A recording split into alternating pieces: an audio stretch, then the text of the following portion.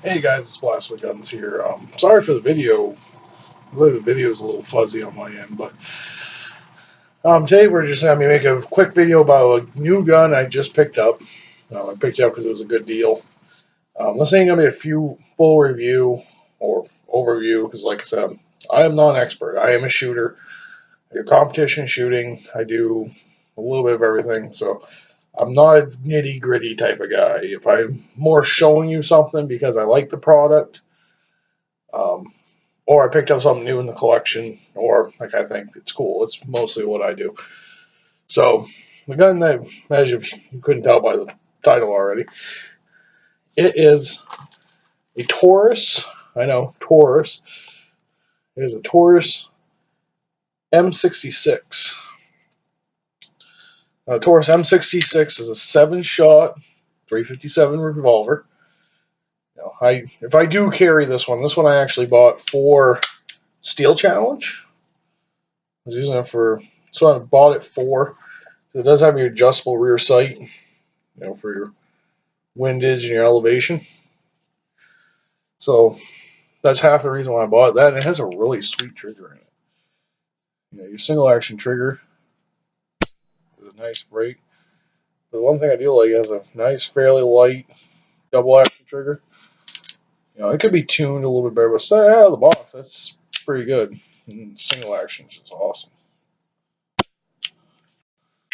Now, so it is a 7-shot revolver, which is nice. I do like the stainless steel on this one. These what I've always called Packmeyer grips, but they're not Packmeyers. These have to go for me. I'm not a huge fan of these grips because usually when I shoot competition, let me get this in here. Usually when I shoot competition, I like getting pretty high on the gun, so you get that bore axis right into your gun, right into your arm. This one I can do it without nailing my web in my hand. Let's do that from a different angle. I can get it without hitting my web in my hand. But these grips are horrible when you get up high on the gun. Now, if you're sitting where almost everybody else shoots one of these, it's not bad. It's comfortable. I think I will be putting some kind of wood grip or some kind of G10 grip on here. But I mean, actually, the fit and finish on this Taurus, both Tauruses I own. Well, I own a few Tauruses, but this one's actually really well put together. I bought it on a whim. I think I paid $4.24 for this one, so not bad price. Got a few things I want to do to it because this is going to be a right out revolver race gun for me, kind of a cheaper, lower end one. So I'll be changing the grips. I'm going to see if one of the Hogue releases will fit on this. One of those speed releases that are up here. They come up to the gun or come right up here. So I'm going to see if I can get one of those. And I definitely got to get some speed loaders for this. But this is a 4-inch revolver. So I'd rather have it be a 5-inch or bigger, but 4 inch is all they had. So this is a 4-inch revolver, of course, double single action. They're built a lot like the Smith & Wesson I own. So, just not the quality. But, as you can tell, I got a pretty big hand. And for this to really sit in my hand, that kind of gives you how big this gun actually is. It's a good size revolver. I've been carrying it for the last couple days for my winter setup with 357 Underwood stream penetrators. That's what I've been shooting in this. I know a lot of people, and what Taurus says, you shouldn't be shooting like Corbon or anything like that. I take that risk. No one's going to really be shooting, at least you're going out and shooting your carry ammo for a long period of time. You're never going to have a big problem. My other 605, other than this one I have here that I've already made a video on, I used to shoot Buffalo Border and I used to shoot a whole bunch of shit through that through that gun, and I've never had a problem with it. When I sold it, it was starting to get timing issues, which you could argue that was because of the buffalo bore. The thing always borderline had timing issues to begin with. So it was never a huge problem. You know, it always, I mean, timing gets really scary. I mean, don't get me wrong, when you have a timing problem like that. But that gun had it from the get-go. I mean, it was always a little off because when you check your timing, you know, a lot of guys will hold the cylinder release, have it go, and you shouldn't be able to move it. Same with this one, you put it and lock it up, you shouldn't be able to move it. Now that one was sketchy because you'd fire the round, you could literally spin this a whole turn. On the other one, I had to have it sent back. I had to get it sent back and fixed by Taurus. And soon after that, I sold the gun. Taurus gave me, and that was probably like 3-4 years ago. Had a really bad taste in my mouth. Then I bought the other 605, and I don't have any problems with that gun. And I've shot, I carry ammo in that gun. If I do carry it, it's usually inside my jacket pocket, like my inside jacket pocket.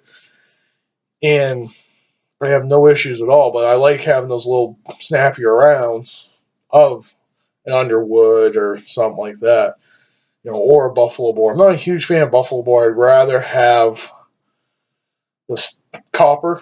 The copper rounds, they penetrate better. You know, shoot out of a truck window or whatever you need them for. You know, better with hard barrier.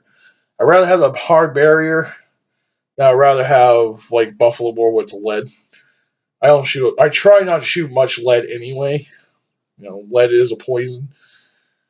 So I shoot more copper rate rounds, and when I do shoot competition, a lot of times I will shoot polymer bullets from time to time, especially if I'm doing steel challenge, or I use those, I can't remember what the hell they're called, but where they hit the steel and you can pretty much shoot from me and my camera away, and I'm not that far from my camera.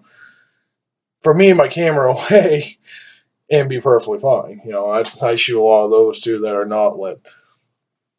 So, like I said, I try to stick away from lead, but getting a little off topic here. When it comes down to the gun, you know, it's just great out of the box gun, and it's definitely a good buy for what it is. And for a 7-shot revolver, you know, that's awesome. You can get the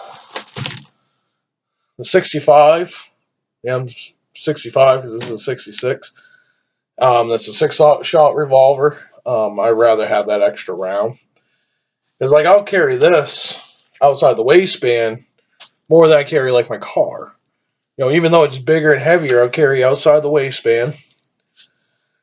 With that, because right there, the car is 8+1, I believe, or 7+1. Can't quite remember, but either one. And this is way more potent than any 9mm will ever be. I don't care what anybody says on the internet. A 357 Magnum load, you might be able to get a hot 9mm to reach like a standard 357 Magnum load, but it'll never. But you can get plus P variations of 357 Magnum that'll bypass that. So, you know, 357 Magnum is an awesome carry around if you can get away that's in a revolver. You know, if you're one of the semi-auto guys like I am, and what I can be, I also carry a revolver as a backup. So, you know, I have had a revolver fail on me a couple times. You know, I've had them lock right up on me. I have one that was a Smith & Wesson, just like pretty much the same gun, just not Taurus. You know, looked almost exactly identical. And that one locked completely on me to the point where we actually had to beat the cylinder out with a hammer. But, you know, they don't happen very often. You know, any gun can have issues. They're all machines. If you look at it, they're all tools, they're all machines. So, this video is getting a little long, guys. So I just want to do a quick review on that, or an overview. You know, the action's good. But these are, I highly recommend these guns. If you're looking for something to, you want something cheap to carry around, like on the farm or anything like that, or just outside the waistband. You know, here in Maine, it's quite cold right now. You know, no one's running around without a jacket, so that's real nice with like a Carhartt jacket that goes down quite a ways. You can conceal that gun with no issue, especially with a good holster. But start this off, guys. Like and subscribe, share with your friends. Now I do have a Facebook page that I post in the description, and I got an email in there, which is blastwithguns@gmail.com, where you can write me questions or concerns or tell me I'm an idiot. I don't care. You can put them in there. I'll try to respond to you. Same with YouTube here. If you hit the comments, anybody that's commented on my videos already, I'm pretty good at responding. Between my app on my phone when I'm at work, or when I'm just hanging out, looking at gun videos or looking up 3-gun bills. That's what I've been doing lately. I'm here. So any kind of questions, guys, or any kind of statements, or like I said, just hop in and call me an idiot. Whatever one. I just like hearing from you guys. So, all right, guys. Thank you, and have a nice day.